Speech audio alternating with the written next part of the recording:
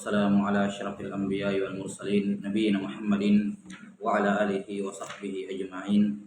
Asyhadu an la ilaha illallah wahdahu la syarikalah wa asyhadu anna Muhammadan abduhu wa rasuluh.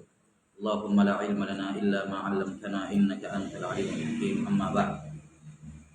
Taib nuwasil fi syarh kitab Al-Mukhtasar Al-Latif Syekh Abdullah bin Abdurrahman Bafadl rahimahullah mutawaffa sanah 18 wa 900 min al-hijratin nabawiyyah.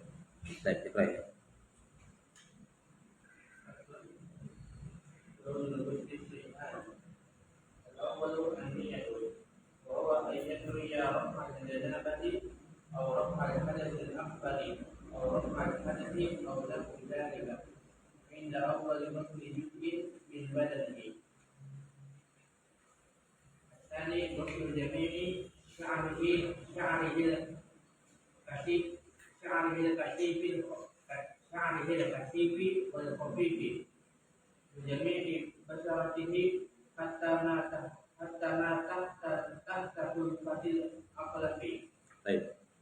Kata beliau rahimahullah, fasal furudul ghusli syai'an.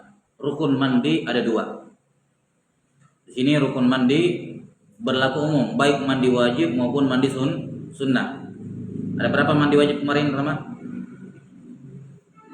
5. Iya. Kalau tambah mandi jenazah ada 6. Iya. Mandi yang sunnah ada banyak. Ya, ada 17.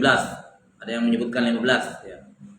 Abu Syuja rahimahullah menyebutkan mandi sunnah ada 17. Mandi Jumat, mandi 2 hari raya, mandi mau pergi sholat gerhana, mandi sholat istisqa, ya, dan mandi-mandi di manasik haji. Ada 17 disebutkan, dilihat di matan Abu Syuja. Ini mandi-mandi sunnah, mandi Jumat, mandi 2 hari raya, mandi 2 sholat gerhana, mandi istisqa, sholat istisqa. Dan mandi-mandi mandi setelah masuk Islam, mandi setelah siuman ketika dari pingsan, ya, sembuh dari gila. Ini semua mandi-mandi yang sunnah. Baik. Nah, di sini dikatakan rukun mandi. Rukun mandi ini berlaku baik mandi wajib maupun sunnah. Rukunnya ada 2. Kapan dikerjakan 2 hal ini maka sudah sah mandinya. Sudah sah mandinya. Kapan 2 hal ini dilakukan maka mandi wajibnya atau mandi sunnahnya sudah sah. Baik. Kata beliau furudul ghusli syai'an. Al-awwal an-niyah. Yang pertama rukun pertama adalah niat. Bagaimana niat mandi ketika mandi? Kata beliau wa huwa ayyanwiya raf'al janabah. Nah, di sini beliau memberikan contoh niat pada mandi wajib. Kita sebutkan dulu baru kita tambahkan sedikit. Wa huwa ayyanwiya raf'al janabah, meniatkan mengangkat janabah. Au raf'al hadatsil akbar, atau mengangkat hadas besar. Au raf'al hadas, atau mengangkat hadas tok tanpa menyebutkan akbar. Au nahwi dzalik, atau yang semisal dengannya. Baik. Ini niat mandi junub atau niat mandi wajib yang disebutkan oleh musannif rahimahullah adalah niat-niat yang umum. Apa artinya niat umum? Boleh dipakai untuk semua mandi wajib yang 6 itu, yang 5 itu. Ya, boleh. Jelas ya? Mau mandi karena berhubungan, mandi keluar mani, mandi suci haid, mandi suci dari nifas, mandi suci dari wiladah, ini bisa dipakai semua niatnya. Dia katakan dia niatkan apa? Ya, nawaitu raf'al janabah. Atau nawaitu raf'al hadatsil akbar. Atau nawaitu raf'al hadas. Ya. Ini menunjukkan bahwa penyebutan akbar itu sunnah. Boleh raf'ul hadas saja tanpa menyebutkan akbar. Sebagaimana yang telah berlalu pada pembahasan wudu, boleh hanya mengatakan raf'ul hadas juga. Ya kan? Tanpa menyebutkan hadas asghar. Kenapa? Karena dhabit aturan dalam masalah ini bahwa kata hadas ketika diniatkan oleh seseorang dalam taharah maka diarahkan sesuai dengan keadaan si pelaku. Kalau dia habis kentut terus dia niat raf'ul hadas, maka diarahkan kepada hadas asghar karena kentut itu hadas asghar. Kalau dia keluar mani terus pergi mandi baru dia mengatakan nawaitu raf'al hadas, maka hadas di situ diarahkan kepada akbar, menyesuaikan keadaan si orang yang bertohar. Tidak perlu tidak wajib ditakyin akbar atau asgar. Kalau dia niatkan hadas tok sah. Cukup. Baik. Wallahu alam bissawab. Au nahwi dzalik, atau niat-niat yang semisalnya. Niat yang semisalnya itu misalnya apa? Istibahati apa? Muftaqirin ila tuhrin. Ya, misalnya dia katakan nawaitu istibahata muftaqirin ila tuhur. Apa misalnya? Saya mau sholat, saya junub, tapi saya mau sholat. Dia katakan nawaitu istibahata lis sholat. Bisa. Nawaitul ghusl atau nawaitu istibahata lis sholat. Saya meniatkan mandi agar membolehkan saya sholat. Baik. Saya junub. Misalnya, saya mau menyentuh Al-Quran. Baik. Tidak boleh orang junub menyentuh Quran. Mushaf. Dia katakan nawaitu istibahata limasil mushaf. Ini juga boleh. Dan kalau dia niatkan itu terangkat semua hadasnya. Terangkat. Sudah ya? Atau misalnya dia meniatkan spesifik. Ini kan tadi niat-niat global ya. Niat-niat umum. Artinya niat umum apa? Bisa dipakai untuk semua jenis hadas. Dia juga bisa meniatkan secara spesifik. Ya. Secara spesifik misalnya kalau dia haid, dia katakan nawaitu apa? Raf'a hadasil haid. Jelas ya? Nawaitu raf'a hadasin nifas. Nawaitu apa? Raf'a hadasi al-wiladah. Nah, itu spesifik itu. Jelas ya? Itu boleh juga. Cuman perhatikan kalau dia mau spesifikkan jangan tertukar. Tidak sah niatnya. Misalnya dia suci dari haid, dia niat mengangkat hadas nifas. Nah, ini salah. Batal niatnya. Tidak sah ibadahnya, mandinya. Ya, para fuqaha sebutkan di syarat kecuali kalau dia niatkan makna secara bahasa. Karena nanti kita jelaskan insyaallah. Baik. Kalau dia misalnya mandi nifas, tidak bisa dia niatkan mandi setelah melahirkan. Karena kalau dia mentakyin tidak boleh salah dalam takyinnya. Makanya kalau paling aman dia pakai niat-niat umum ini saja tadi. Nama itu raf'al hadas. Hadasil akbar dan seterusnya. Baik. Ini rukun yang pertama, niat. Nah, niat ini berlaku pada 5 mandi wajib yang disebutkan. Adapun mandi jenazah, niat hukumnya sunnah. Tidak wajib niat pada mandi jenazah. Mandi jenazah walaupun wajib hukumnya, tapi niatnya hukumnya sunnah. Jelas sampai sini? Nah, akan datang nanti di pembahasan jenazah insyaallah. Kemudian kapan niat mandi dimunculkan? Inda awwali ghasli juz'in min badani. Ketika air pertama kali mengenai tubuh. Terserah bagian manapun. Jadi kalau misalnya dia mandi junub ya, dingin-dingin misalnya. Dia baru siram-siramkan air ke tubuhnya, tes airnya. Nah, ini selama dia belum niatkan itu belum dianggap tersiram. Ya, belum dianggap tersiram. Nanti kapan mulai tersiram? Kapan dianggap sah? Kalau dia menyiram bersamaan air kena tubuhnya, dia niatkan di situ mandi junub atau yang disebutkan tadi niatnya. Jadi kalau misalnya ada orang nih bangun subuh, kebiasaan dia mandi subuh. Dia habis bangun subuh langsung mandi selesai basah semua, sudah pakai handuk, terus dia ingat, saya kan junub. Dan niat, berarti apa? Mandi tadi tidak sah. Dia harus mandi lagi. Atau dia tahu dia junub. Dia junub, terus dia pergi ke kamar mandi, pas dia mandi, dia sudah siram badannya, walaupun belum kena semuanya ya, belum kena semuanya, sudah 2 kali siraman kan belum kena. Dia baru ingat, saya belum niat. Maka yang terlanjur basah ini dianggap belum basah, harus disiram ulang dengan niat. Jelas ya? Iya. Jadi syaratnya niat harus bersamaan dengan rukun yang pertama dalam ibadah. Dalam hal ini adalah air kena ke tubuh. Terserah dia mau mulai dari kaki, mulai dari kepala, mulai dari tubuh. Yang penting di mana niat muncul, nah itu yang muktabar, itu yang dianggap sah pertama kali. Jelas ya? Wallahu a'lam bishawab. Kalau dia sudah terlanjur menyiram anggota tubuhnya tanpa niat, maka itu harus disiram ulang dengan dengan niat. Ini rukun pertama. Rukun kedua, as-tsani ghaslu jami'i sya'rihil kathifi wal khafifi wa jami'i basharatihi hatta tahta qulfatil aqlaf. Rukun yang kedua menyiram seluruh rambutnya yang ada di tubuh, dari rambut kepala sampai di ujung kaki. Mau yang kasif, yang lebat, atau yang khafif, yang tipis. Ya, di sini tidak ada rincian. Kalau di wudhu kemarin kan pas cuci wajah, semua rambut wajah wajib disiram, tidak ada pengecualian kecuali apa? Yang ada rinciannya, janggut dan nih brewok nih, ya kan? Kalau lebat bagian luarnya saja, kalau tipis harus sampai ke dalam, kan ada rincian. Nah kalau di mandi junub tidak ada rincian. Mau lebat, mau tipis, rambutnya, janggutnya semua wajib kena disiram luar dan dalamnya, yang lebat maupun yang tipis. Kalau ada yang bertanya kenapa junub, kenapa kalau di wudhu janggut sama ini diberikan pengecualian ya, ada rincian di situ. Kalau lebat tidak perlu disiram bagian dalamnya. Sementara kalau mandi tidak dikasih uzur. Jawabannya karena mandi itu tidak sering dilakukan, ya kan? Sehingga tidak menyusahkan. Beda wudhu. Wudhu itu kan setidaknya 5 kali sehari paling sedikit.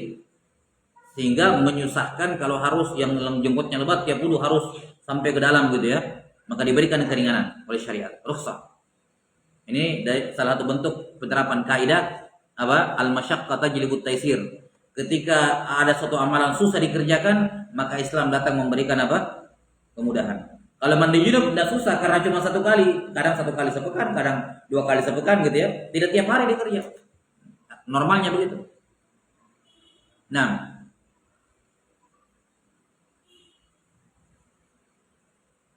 Syekh Abdurrahman bin Nasir As-Sa'di rahimahullah dalam qawaid fikih mengatakan apa? Qaidatus syari'ati taisiru fi kulli amrin nabahu ta'siru.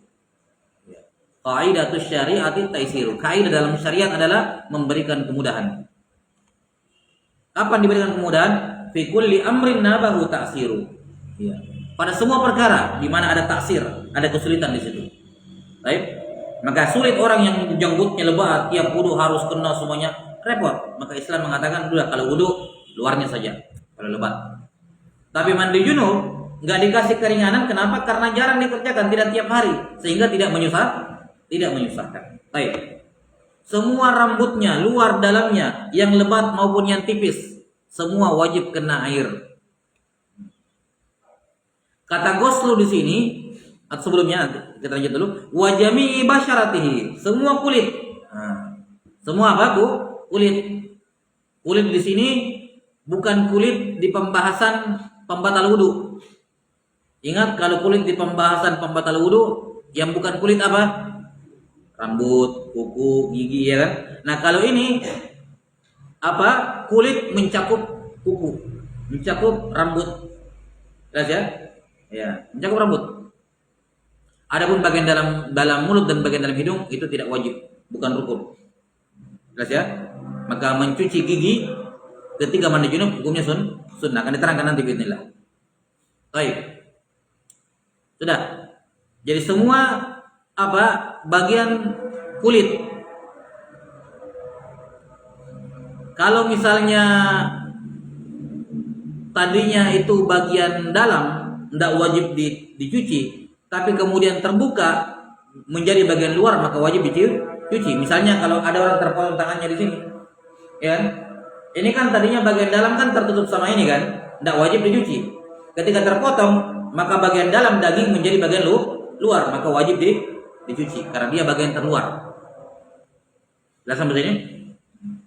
Ini bagian dalam kuku nih, bagian dalam kuku wajib nggak dicuci? Di belakangnya enggak kan? Tapi kalau misalnya ada orang ya, satu dan lain hal tercabut kukunya, maka yang bagian di belakang kuku jadi bagian luar, wajib dicuci.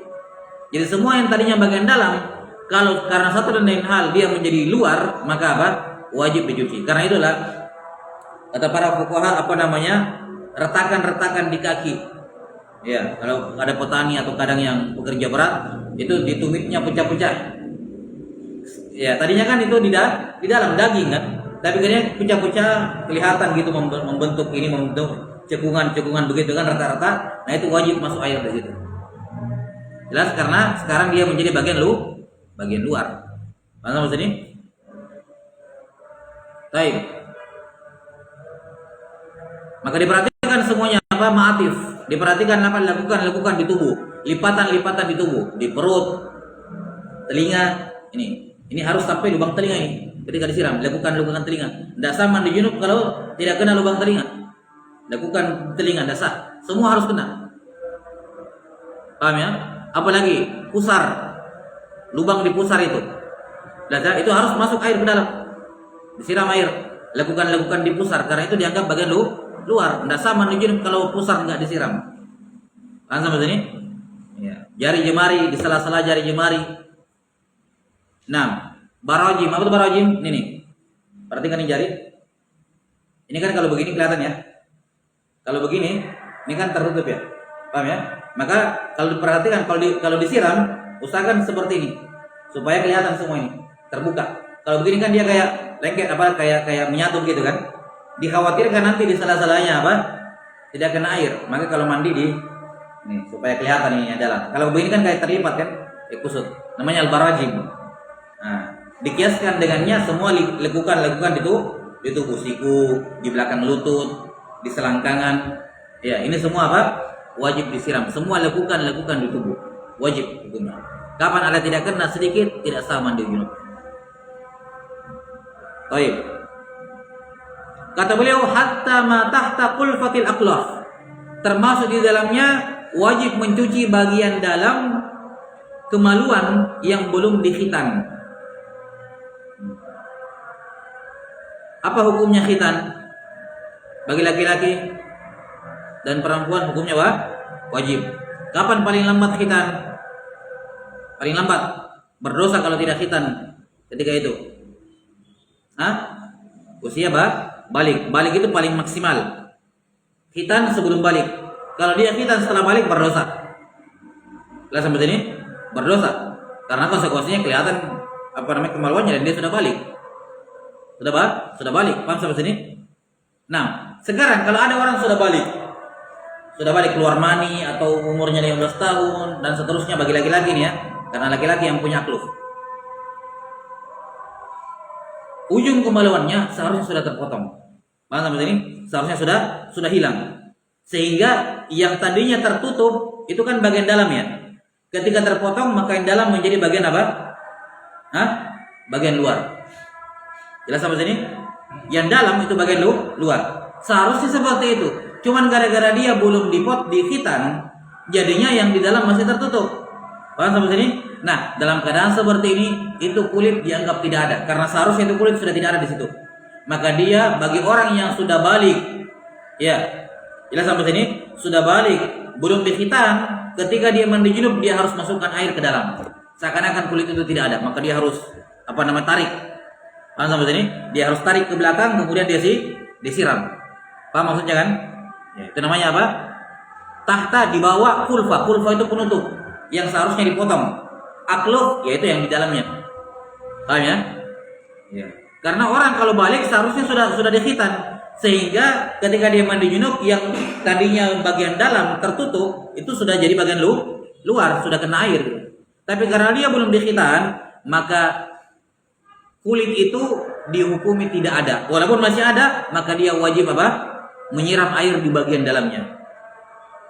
Paham sampai sini? Karena seharusnya kulit itu sudah tidak ada. Paham? Ya, Allah taala alam bisawab. Sudah, ini terkait dengan dua rukun mandi junub. Tsumma qala rahimahullah sunanuhu.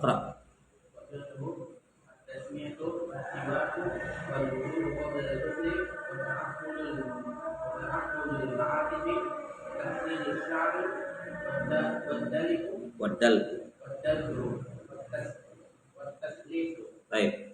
Kemudian sunnah-sunnah wudu di sini beliau menyebutkan ada 7. Yang pertama at-tasmiyah. Wa sunanuhu at-tasmiyah. Ini cara mandi junub yang sempurna.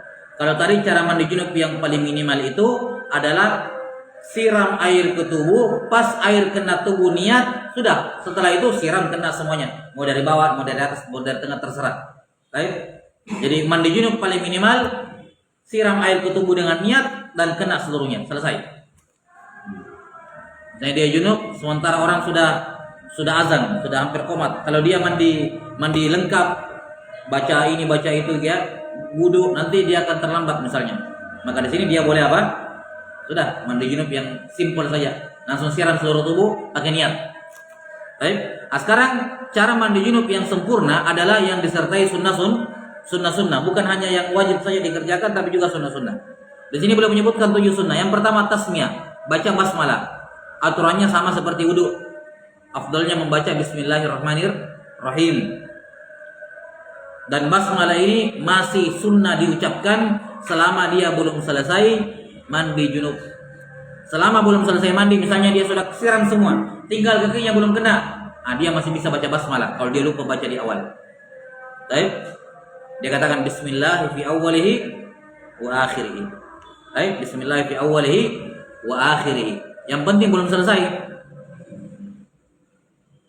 Kapan selesainya mandi junub? Selesainya mandi junub menurut pendapat yang mu'tamad adalah setelah selesai doa. Karena selesai mandi junub juga disunnahkan baca doa seperti wudu. Asyhadu an la ilaha illallah wahdahu la syarikalah wa asyhadu anna Muhammadar Rasulullah. Allahumma ja'alni minat tawabin wa ja'alni minal mutatahhirin. Subhanakallahumma bihamdik asyhadu an la ilaha illa anta astaghfiruka wa atubu ilaik. Itu kan doa setelah wudu. Itu juga sunnah dibaca setelah mandi junub. Baik. Jadi baca tasmiyah di awal. Kalau lupa baca tasmiyah masih boleh didatangkan di pertengahan. Yang penting belum selesai mandinya. Sunnah yang kedua as-siwak, sama seperti wudu. Ini semua kias kepada wudu. Tidak ada dalil spesifiknya pada mandi junub tapi kias karena sama-sama thaharah. Enggak ada dalilnya secara spesifik. Nabi SAW bilang atau mensyariatkan basmalah di awal mandi junub. Enggak. Yang ada itu di awal wudu. Tapi karena sama-sama thaharah, mandi junub dikiaskan kemana? Wudu. Paham? Siwak juga sama. Siwak disunnahkan di awal wudu, maka di awal mandi junub juga iya.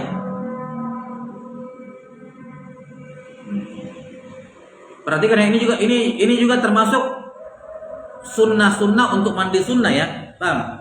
Sama kayak tadi. Baik, saya lupa tadi ya. Saya lupa tambahkan. Terkait dengan niat kalau niat mandi sunnah gampang, sama juga mentain saja. Misalnya niat mandi Jumat, nawaitu ghusl Jumat. Baik. Mandi Id, nawaitu ghusl al-Id. Itu aja selesai, gampang. Paham ya? Saya lupa tadi Baik, sudah. Yang ketiga, wal wudu qabla al-ghusl. Sunnah mandi junub berikutnya berwudu sebelum mandi. Di mana tata cara wudunya persis sama seperti salat, sama dari cuci tangan sampai cuci kaki kembali. Jadi wudu itu sunnahnya sebelum mandi. Kalau tidak wudu, ya sah mandi junubnya. Yang penting kena seluruh tubuh. Karena wudu hukumnya sunnah. Di mana wudu sini sunnahnya sempurna sampai cuci kaki. Sampai cuci apa? Sampai cuci kaki. Sudah ya? Nah, di mana niat wudu di sini?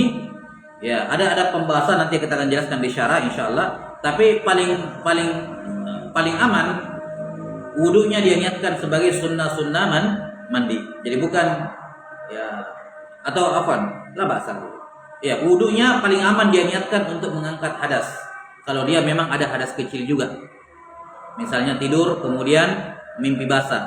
Mimpi basah itu hadas besar, tidur mimpi hadas kecil. Maka wudunya dia niatkan untuk mengangkat hadas kecilnya. Dia misalnya kencing, setelah kencing misalnya dia tidur ya, bangun dari tidur kemudian misalnya keluar mani misalnya. Maka ini keluar mani hadas besar, tidur hadas kecil. Jadi kalau dia punya hadas kecil, hadas besar, maka mandinya diniatkan sebagai apa? Mengangkat hadas kecilnya. Baik. Enggak diterangkan nanti bismillah. Sunnahnya mencuci kaki itu ikut di sini. Jadi mencuci tangan sampai mencuci kaki. Setelah itu baru mulai mandi junub. Yang keempat ta'ahudul ma'atif. Sunnah yang keempat memperhatikan lakukan di tubuh, persendian di tubuh. Al-barajim yang saya katakan tadi diperhatikan. Ta'ahud artinya dijaga, diperhatikan tidak kena air atau tidak. Jelas ya? Sunnah berikutnya wa takhlilus sya'r, menyelang-nyelingi apa? Rambut. Menyelang-nyelingi rambut. Baik. Menyelang-nyelingi rambut ini hukumnya sunnah kalau tanpa diselang-selingi air juga tetap bisa masuk. Jelas ya? Menyelang-nyelingi rambut itu hukumnya sunnah kalau tanpa diselang-selingi air juga bisa masuk. Tapi kalau misalnya airnya tidak bisa masuk kecuali dibantu pakai tangan, maka takhlilul syar hukumnya apa? Wajib. Mimbab ma la yatimul wajib illa bihi fa huwa wajib. Sesuatu yang kewajiban tidak sempurna tanpanya, maka ia juga wajib. Oh, air tidak bisa kena kulit kepala kalau saya tidak bantu tangan, maka dibantu tangan hukumnya juga wajib. Wasailul umuri kal maqasidi wahkum bihadzal hukmi lizawaidi. Wasilah semua hukum ya sama hukumnya seperti apa? Maqasid, tujuannya. Tujuannya mengenakan air di kulit kepala wajib. Tidak bisa kecuali takhlil, tidak bisa kecuali dibantu tangan. Maka takhlil hukumnya wajib karena dia wasilah kepada yang wajib. Sunnah yang keenam, wadal. Apa itu dal? Menggosok. Gosok. Kenapa hukumnya sunnah? Karena Imam Malik berpendapat wajibnya. Imam Malik mengatakan kapan seorang mandi tidak digosok, tidak sah mandinya. Baik. Maka Syafi'i mengatakan sunnah. Khuruj min khilaf Imam Malik. Khuruj min khilaf Imam Malik. Dan tentu saja menggosok ini sunnah kalau sama tadi. Kalau air bisa sampai ke situ tanpa digosok. Misalnya afwan, bagian dubur. Orang kalau mandi berdiri, itu lubang duburnya bisa tidak kena air. Ya kan? Bahkan kalau disiram-siram bisa jadi ada bagian di dekat dubur yang tidak kena air. Maka kadang butuh bantuan dengan tangan untuk supaya air bisa kena sekitar situ. Bagian kubul atau dubur. Paham? Maka menggunakan tangan untuk menggosok hukumnya sunnah kalau air bisa kena tanpa digosok. Tapi kalau bagian itu tidak bisa kena air atau sulit kena air kecuali dibantu dengan gosokan, maka menggosok hukumnya wajib. Sama kayak tadi. Jadi menggosok sunnah hanya kalau bisa kena tanpa dibantuan menggosok. Yang terakhir, sunnah yang terakhir dari mandi adalah taslis. 3 kali. Semuanya 3 kali. Menyiram 3 kali. Semuanya. Sama seperti wudu kemarin. Ini kias kepada apa? Kias kepada wudu. Karena tidak ada dalil spesifik Nabi SAW melakukan semuanya 3 kali. Ada dalilnya menyiram kepala. Summa afadha ala ra'sihi salasan. Dalam hadis disebutkan beliau SAW menuangkan air di atas kepalanya 3 kali. Tapi itu toh, yang lainnya tidak ada keterangan. Kias kepada wudu. Ya. Ya seperti ini. Ya. Jadi semuanya 3 kali.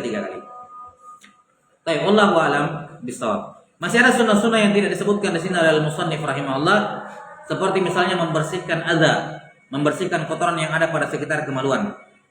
Kalau dia mandi dia junub gitu atau berhubungan suami istri. Ini juga sunnah. Ya.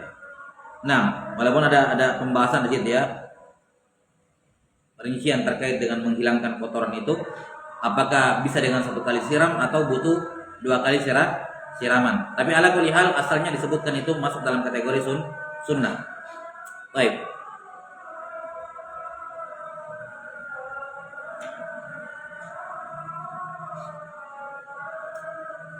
Nah, kalau kita mau gabungkan antara wajib dengan yang sunnah, maka tata cara mandi junub yang lengkap seperti ini. Jadi pertama, dia cuci tangan dulu. Jelas ya? Pertama dia cuci tangan. Paham? Setelah dia mencuci tangannya, dia berkumur-kumur. Dia apa? Berkumur-kumur. Nah, setelah itu dia ambil air dengan tangan kanannya, atau dia bisa langsung siram, digunakan tangan kiri untuk menggosok apa? Sekitar kemaluan kalau ada kotoran di situ. Jelas ya? Nah, kalau ada kotoran di situ. Baik. Setelah selesai membersihkan kotoran, berwudu. Cuci tangan lagi, kumur-kumur lagi, berwudu sampai kaki. Jelas ya? Setelah kaki, menyelang-nyelangi air, taruh kepala, ambil air, diselang-selingi sampai kira-kira sudah aman. Kalau disiram air sudah kena semuanya, ya. Ya, sudah kena semua kulit kepala ini, barulah disiram 3 kali. Nah, siraman inilah yang wajib. Yang lainnya tadi itu sunnah. Yang lain itu apa? Sunnah. Paham ya? Jadi saya ulangi. Cuci tangan sambil membaca apa? Basmalah. Seperti wudu. Nah, cuci tangan. Afwan. Yang kedua membersihkan kemaluan ya. Membersihkan kemaluan. Bentar. Dalam riwayat, enggak, benar, kumur-kumur saudara. Jadi cuci tangan, baca basmalah. Setelah itu kumur-kumur. Setelah itu apa? Cuci apa? Kemaluan. Dan sebagian ada yang tidak menyebutkan kumur-kumur ini di depan dada. Jadi cuci tangan langsung kemaluan. Dicuci apa yang kalau ada kotoran di situ. Setelah mencuci kemaluan berwudu secara sempurna. Bismillah lagi nih, bismillah di awal. Kalau tadi bismillah di awal mandi junub, ini bismillah di awal wudu, baca bismillah lagi, cuci tangan lagi, terus kumur-kumur sampai cuci kaki. Setelah cuci kaki, usap kepala. Sampai apa? Sampai dirasa kena kulit kepalanya semuanya, sudah kena. Setelah itu siram kepala tiga kali. Setelah itu siram anggota tubuh yang kanan 3 kali, depan belakang, baru kiri juga 3 kali, depan belakang. Baik? Selesai mandi junub. Seraya apa? Seraya digosok. Seraya apa? Digosok. Itu dal. Nah, itu urutannya mandi junub. Jadi yang pertama apa tadi? At-tasmiyah. Ghusli al-kaffain. Ini langkah pertama dalam mandi junub yang lengkap ya. Baca basmalah seraya mencuci kedua telapak tangan. Kemudian yang kedua, izalatul adza anil farjain. Menghilangkan adza, najis, kotoran, walaupun bukan najis ya, mani dan semacamnya. Menghilangkan kotoran dari kedua kemaluan. Yang ketiga, kita langsung saja al-wudu. Kamilan. Sempurna. Ini semua 3 kali ya. Salasa marrat. Ini juga salasa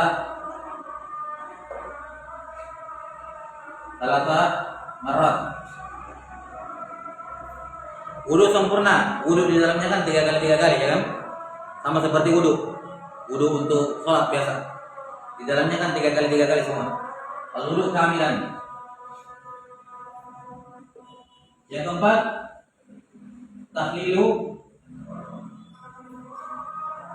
apa? Asy'ar. Tahlilur ra's, itu apa? Tahlilus syar. Tahlilus syar ini bukan 3 kali, tapi sampai dirasa kira-kira apa sudah basah kepala ini. Ambil air, bukan diguyur ya, ambil air basah tangannya, sambil masih ada air di situ, langsung digosok di selang-seling begitu. Ya. Yang keempat apa? Isabatu. Ya. Isalul ma. Ila jami'i